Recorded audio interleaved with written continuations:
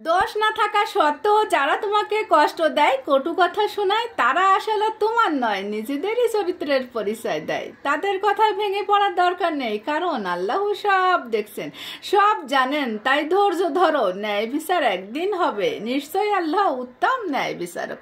আসসালামু আলাইকুম, কেমন আছে সবাই? আশা করি সবাই ভালো আছো।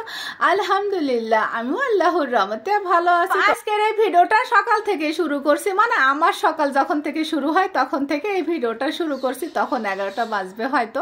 তো ফ্রিজ খুলে দেখি যে কয়েকটা ভাত রয়েছে, মানে ভাত আমার জামাই খেয়ে গিয়েছে, আর কিছুটা ভাত ছিল। তো ভাবলাম যে খেয়ে ফেলি। তো মাথায় একটা বুদ্ধি আসলো যে এভাবে ভাতটা না বানিয়ে খাই। তো এই যে ভাত ভাজার মতো আর কি, এখানে পেঁয়াজ, কাঁচামরিচ, ডিম, তারপরে ফ্রিজে একটু চিকেন সসেজ ছিল, কেটে দিয়েছি। ভাত দিয়ে একটু নেড়ে চেড়ে যে ভেজে, তারপর টমেটো সস ছিল, সয়া সস ছিল, সবকিছু দিয়ে একটু মিশিয়ে তারপরে যে নামিয়ে। আর এই যে একটা ডিম সিদ্ধ করেছিলাম চিকেন সসেজ আর শসা দিয়ে নাস্তাটা করে নিয়েছিলাম, সাথে ছিল লেবু চা। তো আমি এটা একটা রিলস দিয়েছিলাম সকালে। তো যাই হোক, এই যে লেবু চাটা কিন্তু আমার প্রতিদিন সকালে থাকে। তো আমি নাস্তা কিন্তু প্রতিদিন খাওয়া হয় না। আজকে এই যে ভাতটা দেখে মনে পড়লো না কিছু একটু করে খাই। তো খাওয়ার পরে এই যে কয়েকদিন ধরে ভাবতেছিলাম আমার ডাইনিং টেবিলের কাভারটা না চেঞ্জ করবো, তো করা হচ্ছে না। আজকে একেবারে নিয়ত করছি, করে তারপরে হচ্ছে রান্না করব। আজকে খালা আসেনি, তারপরেও না সাহস নিয়ে একা কাজে লেগে পড়ছি। তো এই যে কাভারটা চেঞ্জ করে নিয়েছে, আর ডাইনিং টেবিলের উপরে তো রীতিমতো আমার একটা সংসার থাকে। তো এই যে সংসারগুলো এই যে সাজিয়ে গুজিয়ে রাখতেছে। তারপরে আজকে অনেক গরম পড়ছে, আর আমার হচ্ছে কি রুমগুলো গুছাতে সকালবেলা না অনেক টাইম চলে যায়। তো এই যে দেখো আমার ডাইনিং এর ফাইনাল লুক কেমন হয়েছে আপনারা অবশ্যই কমেন্ট করে জানাবে। আর এই ডাইনিং এর কভারটা আগেও তোমরা দেখেছো, তারপরেও এখানে আবার একটু বললাম। তো যাই হোক, আজকে কিন্তু অনেক গরম পড়তেছিল। আমি যে রান্নাঘরে কিভাবে রান্না করব এটাই না ভয় পাচ্ছিলাম। তো আমি সবকিছু গুছিয়ে তারপরে কিন্তু রান্নাটা করব। তো আমি যে আগে এক গ্লাস ঠান্ডা পানি খেয়ে নিচ্ছি। আমি কিন্তু ঠান্ডা পানি খুব কম খাই, যেদিন না খাইলে হয় না সেদিন একটু খাই।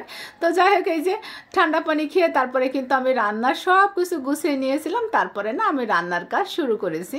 তো এই যে প্রথমে আমি রান্না করব পাট শাক।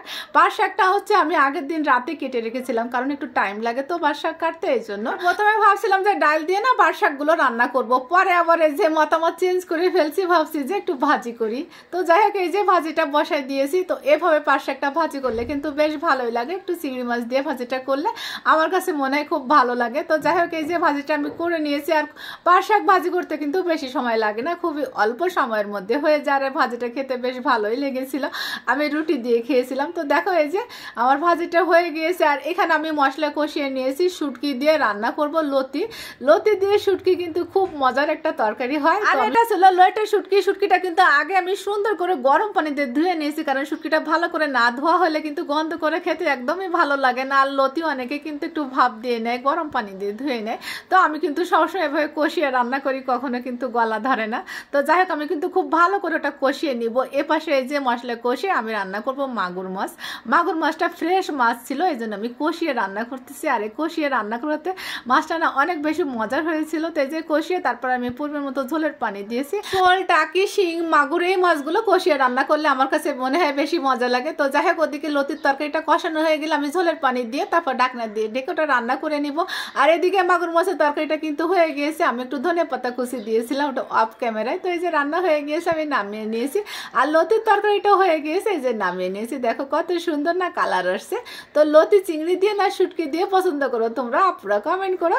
আর এই যে সবকিছু টেবিলে পরিবেশন করে নিয়েছি। তো আজ এই পর্যন্ত, সবাই ভালো থেকো, সকলের জন্য আমার দোয়া থাকবে। আর আমাকে একটু তোমাদের দোয়াতে রেখো। আসসালামু আলাইকুম।